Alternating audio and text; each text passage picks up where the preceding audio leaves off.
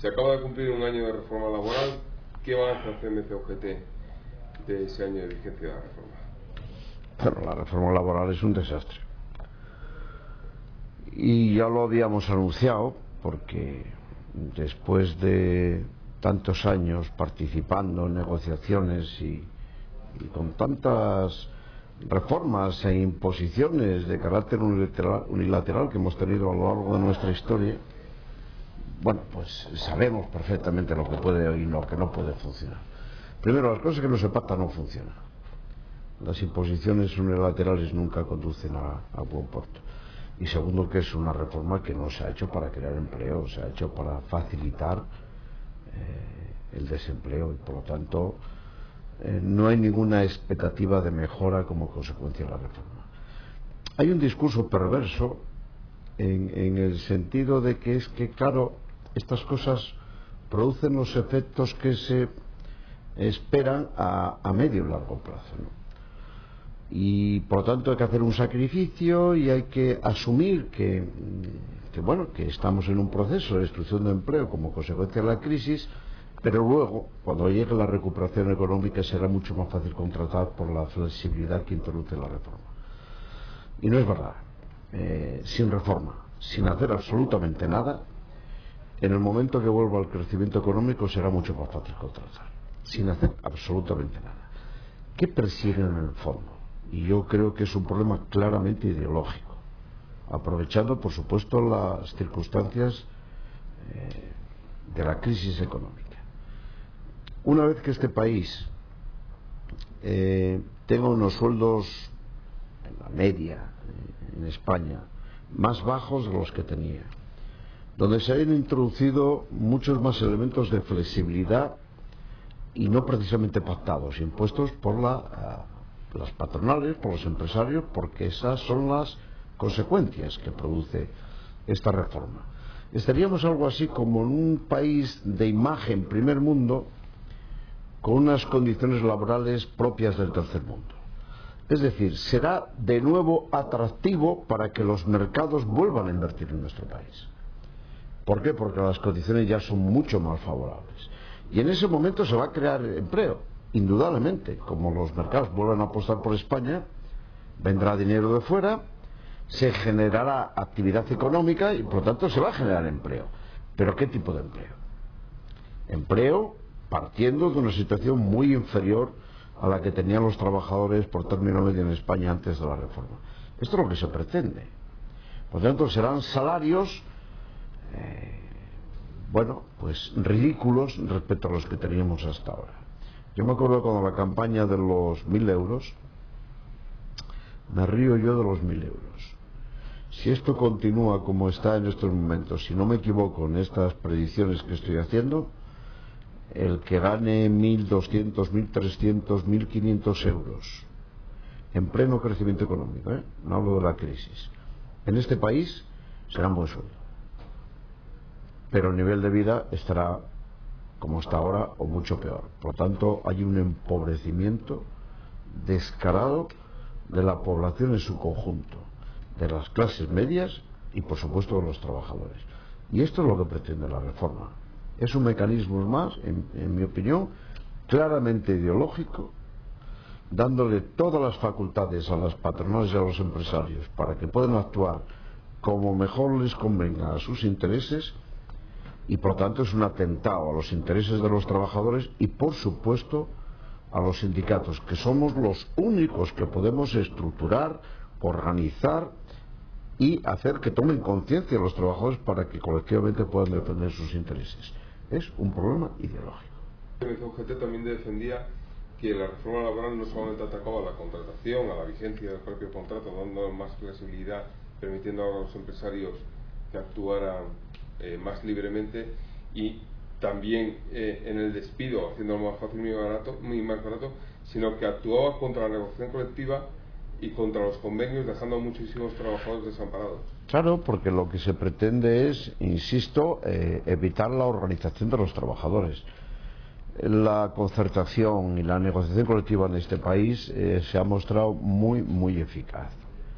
Y una buena parte de la paz social que hemos tenido en España durante muchos años, en pleno crecimiento económico, era como consecuencia de las concertaciones, de la negociación colectiva, de la necesidad de entenderse entre las partes y buscar soluciones que nos vienen bien a todos. Por supuesto a los empresarios, que quieren que sus empresas sean más competitivas, más productivas, y por supuesto a los trabajadores, que mejoren sus condiciones salariales, que reducen la jornada, que les permite organizar de una forma más racional su vida familiar y personal con su vida laboral, ¿no?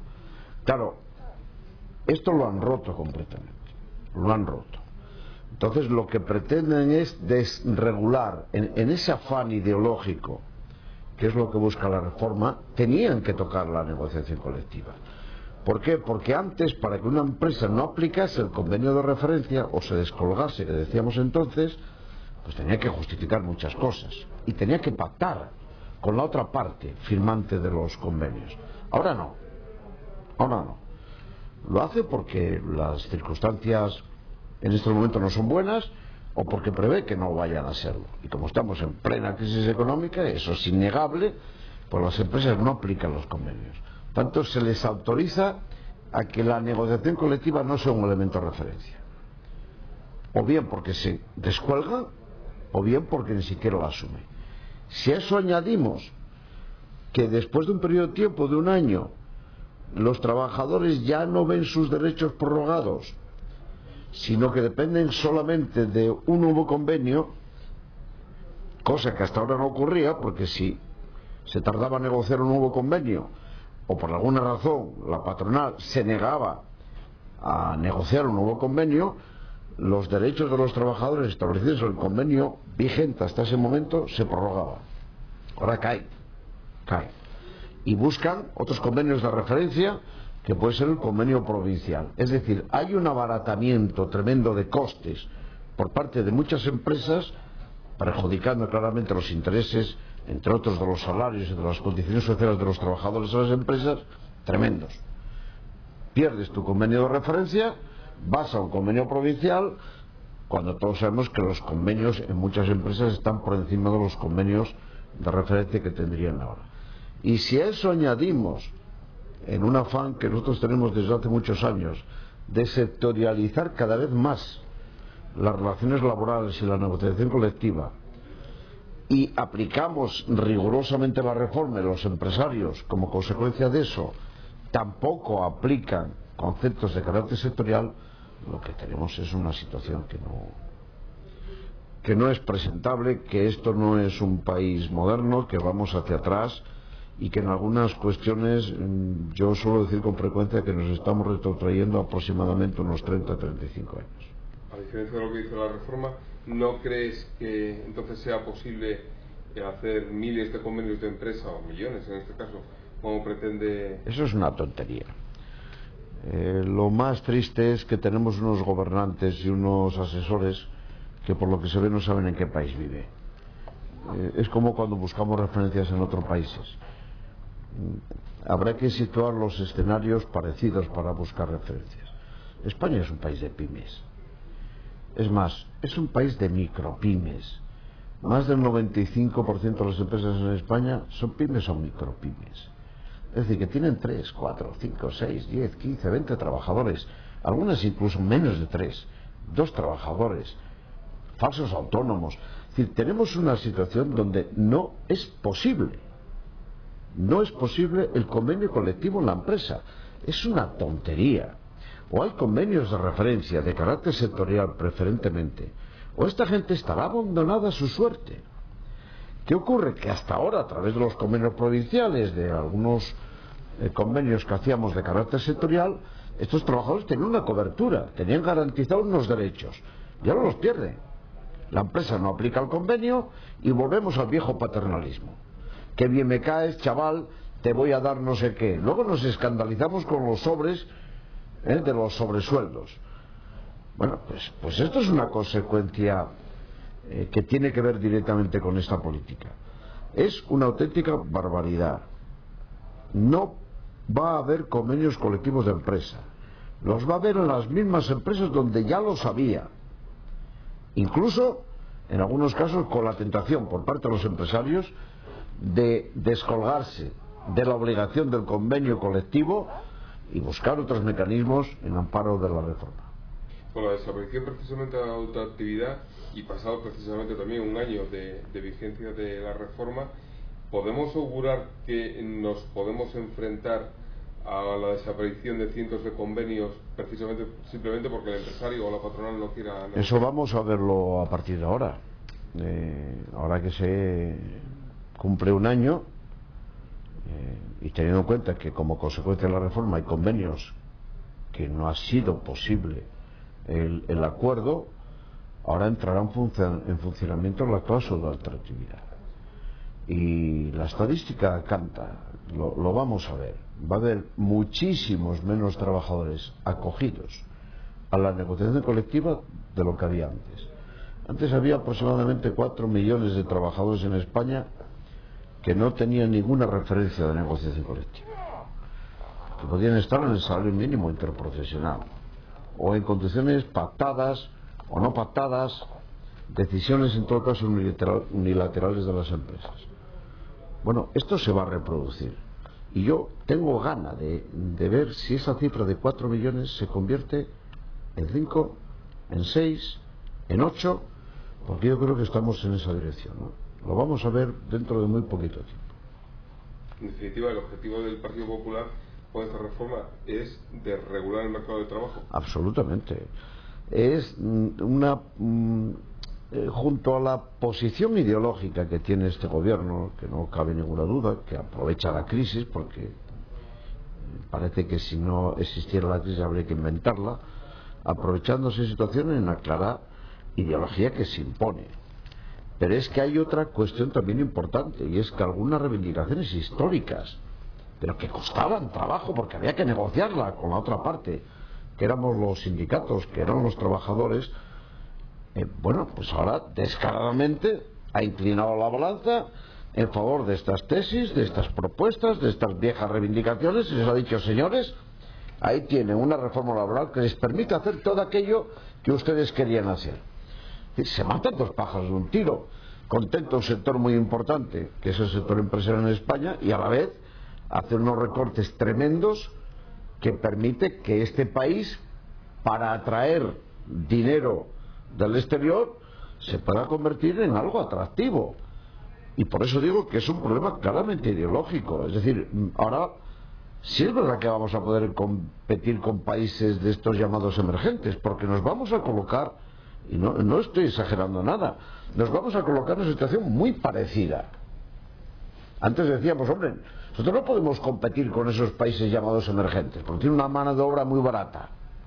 Nosotros tenemos que competir con países más desarrollados, y tenemos que invertir mucho más en I+D+I, tenemos que hacer productos de alto valor añadido. Bueno, pues esto va a ser justo lo contrario.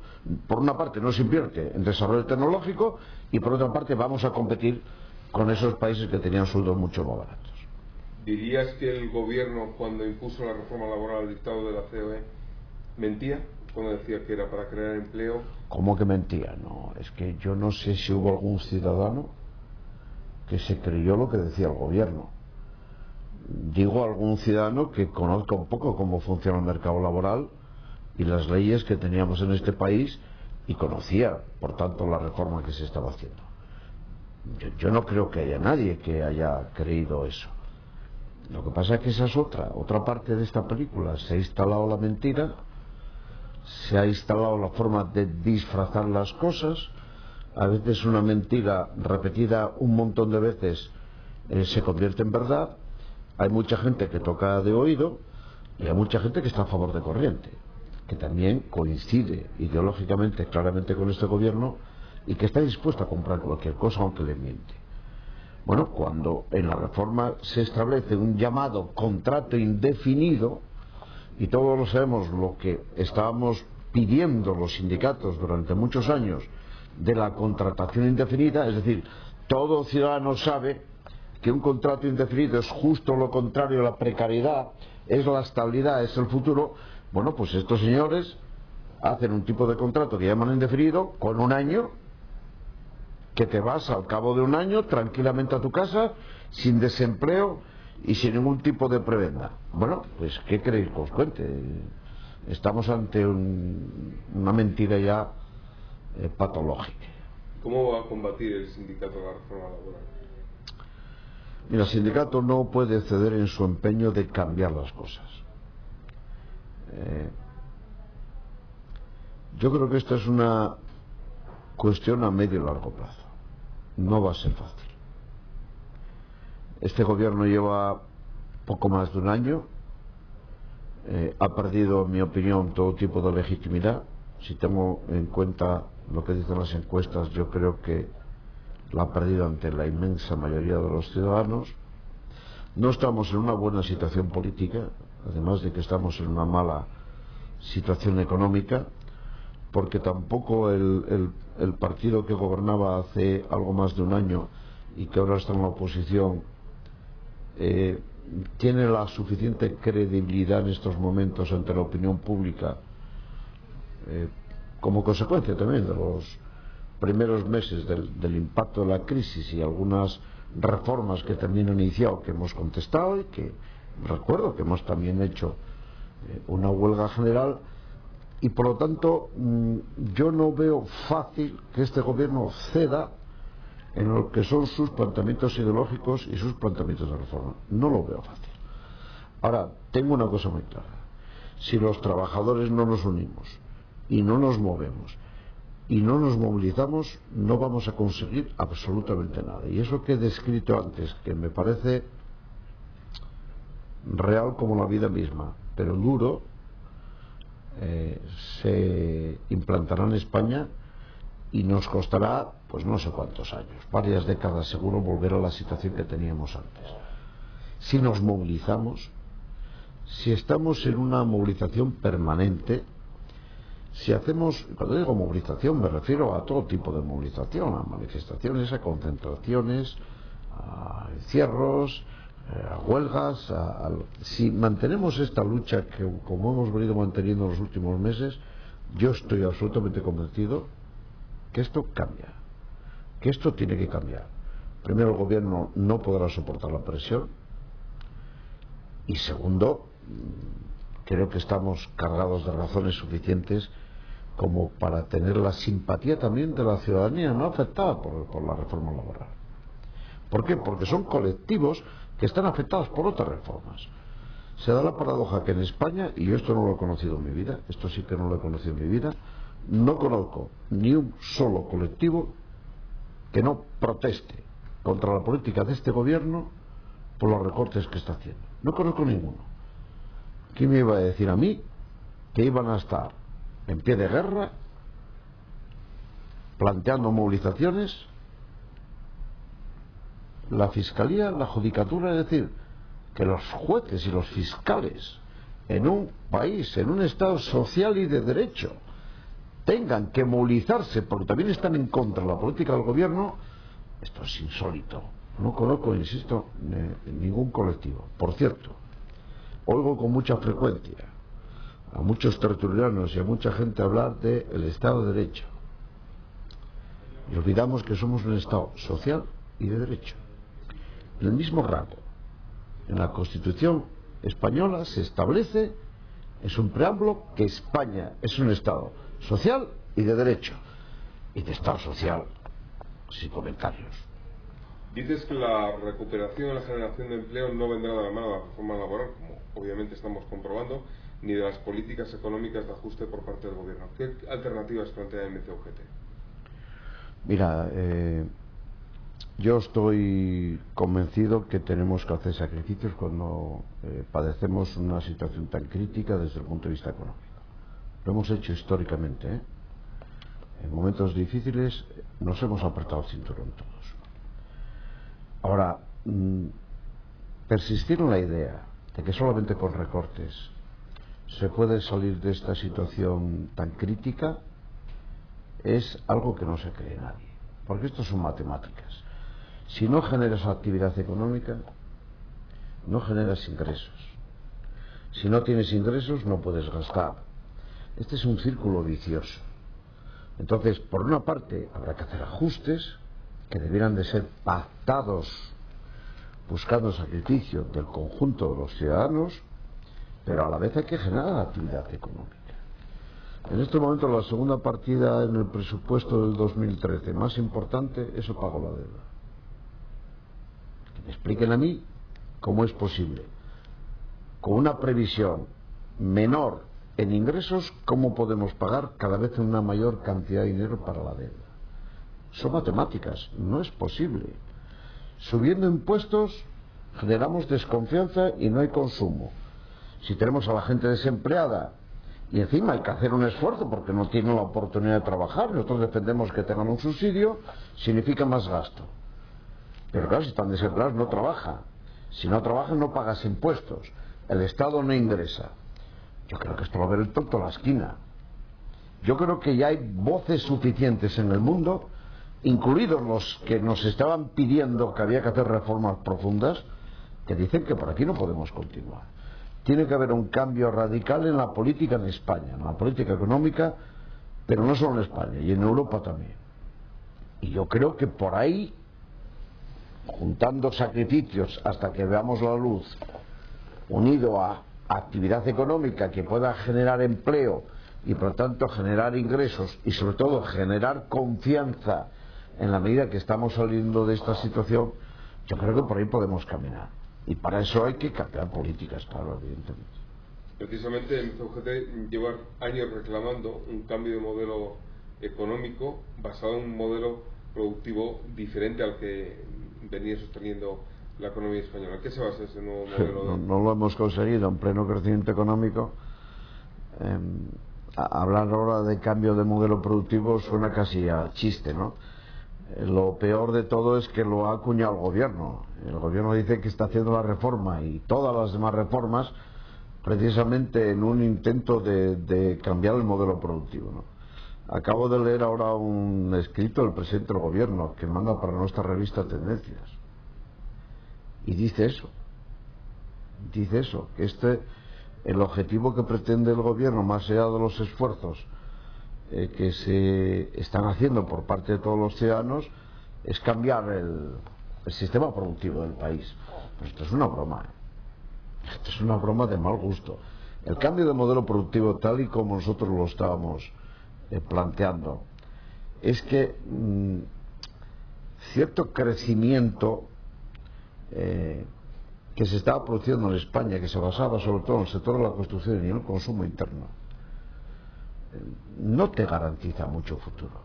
De hecho, en el momento que hemos tenido el pinchazo de la burbuja inmobiliaria, se han caído un montón de ingresos y por tanto el país dejó de crecer. Y luego genera la desconfianza y el consumo tampoco se produce, con lo cual no tenemos elementos para agarrarnos a una situación económica realista que permita que el país pueda funcionar.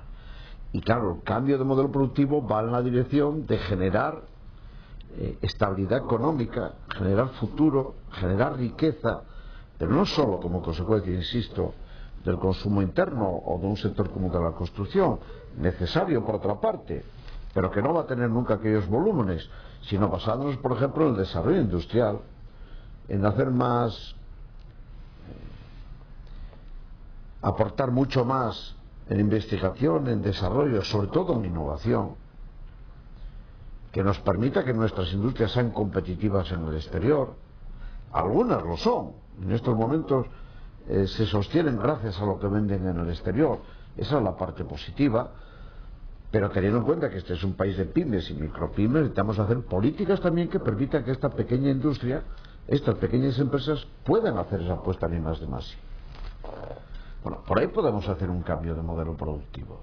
Es decir, los países más ricos del mundo, los países más estables en el mundo, que todos conocemos, son los países más industrializados. Qué casualidad. Por tanto, yo sí tengo claro que un país que apuesta por su industria es un país que puede ser mucho más estable desde el punto de vista económico. Y eso en España no se ha hecho. Habíamos conseguido con el gobierno anterior una cosa que me parece importante, insuficiente. Pero hemos conseguido que todo el mundo hable de industria en España. No hablaba nadie de industria. 4 locos en el sindicato que defendíamos estas cosas. Y hemos conseguido que ya todo el mundo habla de industria. Y esto que yo acabo de decir, yo creo que ya lo dice casi todo el mundo. La necesidad de potenciar la industria. Fue un paso importante. Faltaba la concreción de ese paso, materializarlo, la terapia adecuada. ¿Qué hacemos ahora para que eso sea así? Y no nos dio tiempo, no nos dio tiempo. No sé si porque el gobierno no tenía suficiente voluntad política o porque como consecuencia de lo que estábamos discutiendo nos llegó la crisis en un momento muy poco oportuno. Pero sí se puede reformular eso. Oiga, yo no puedo ahora plantear lo que quería en aquel momento, no puedo hacer grandes inversiones, no puedo hacer una apuesta muy descarada porque no tengo recursos, pero sí puedo hacer una política que me permita situarme en un lugar en el que pueda despegar inmediatamente cuando vuelva al crecimiento económico. Hay cosas que no cuestan dinero, son apuestas políticas, y hay cosas que cuestan dinero pero que merece la pena invertir porque tienen un retorno. Nosotros hablábamos de lo bien que funcionó el plan de competitividad en el sector de automoción en España. Hubo que poner dinero. El retorno fue superior a los gastos. 1.2. Por cada euro invertido, 1,20 € se recaudaron. Luego compensa. Lo que haces es adelantar dinero. Y hemos dicho, oiga, ¿y por qué no hacemos una política de rehabilitación de viviendas igual que lo hemos hecho en el plan de competitividad? ¿Vamos a gastar dinero? Sí. Ya he dicho que hay que ajustar por un lado y generar actividad por otra. ¿Podemos retornar una buena parte de ese dinero? Prácticamente la totalidad. ¿Significa eso que vamos a generar empleo? Inmediatamente. Y eso va generando también confianza. Y eso genera, a través de la confianza, quizá también más ingresos a través del consumo. Los cálculos que nosotros habíamos hecho es que de forma inmediata en España se pueden crear aproximadamente 600.000 empleos solo en programas de rehabilitación. Pero claro, hay que generar condiciones para que el ciudadano acceda a esos programas. Aseguro más, y va a resurgir una buena parte de la economía sumergida como consecuencia de la aplicación de programas de rehabilitación. Entre otras cosas, porque para poder acceder a ese programa, evidentemente tienes que presentar la documentación correspondiente de que estás haciendo determinadas cosas. Entre otras cosas, hay que presentar las facturas para poder tener acceso a ese programa. Yo creo que hay un conjunto de medidas que se pueden adoptar en época de crisis que nos sitúen en un escenario mucho más favorable cuando salgamos de ella. Y luego podremos ya abordar las grandes reformas que sí habría que hacer. Reforma no es sinónimo de recorte. Yo cada vez que oigo a un político hablar de reforma me echo a temblar, porque identifico igual a recorte. No, hay que hacer grandes reformas y no precisamente para recortar, sino para avanzar. Y yo creo que ahí es donde puede estar, entre otras cosas, el cambio de modelo productivo. ¿Y ha sido posible plantear esto al ministro de Industria y a la ministra de Fomento? ¿De verdad creéis que en estos momentos en España alguien está pensando en invertir €1 en la industria? ¿De verdad creéis que en España se está haciendo política industrial? ¿Que hay interés en hacer política industrial? No conozco a ninguna gran empresa en España que no se queje de la política actual de este gobierno, eso sin privado. Si tenemos en cuenta lo que pasa con la tarifa eléctrica, podemos darnos cuenta de que no somos competitivos por esa vía. Y para solucionar el problema de 4 empresas, y digo 4, 1, 2, 3 y 4, se han cargado a 170 y pico empresas que se beneficiaban de los programas de reducción del coste energético. Las empresas por esa vía están en una situación complejísima y difícil. Fomento, pues si es que no se invierte nada, se ha paralizado absolutamente todo.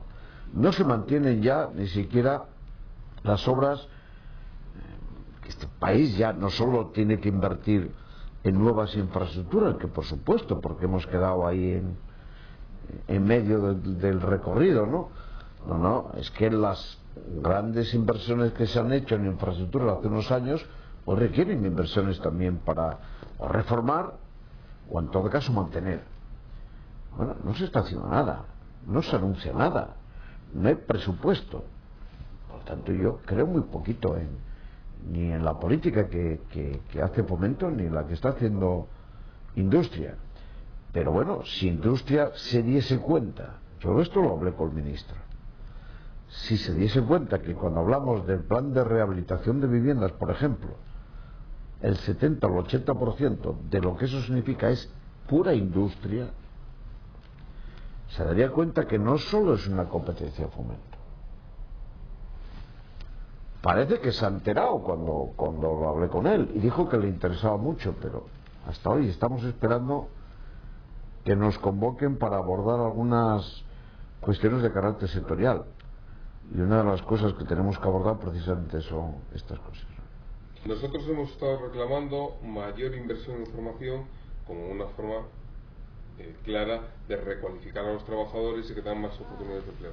Sin embargo, estamos viendo que tanto en el ejercicio pasado como en este, los recortes en formación son cercanos al 50%.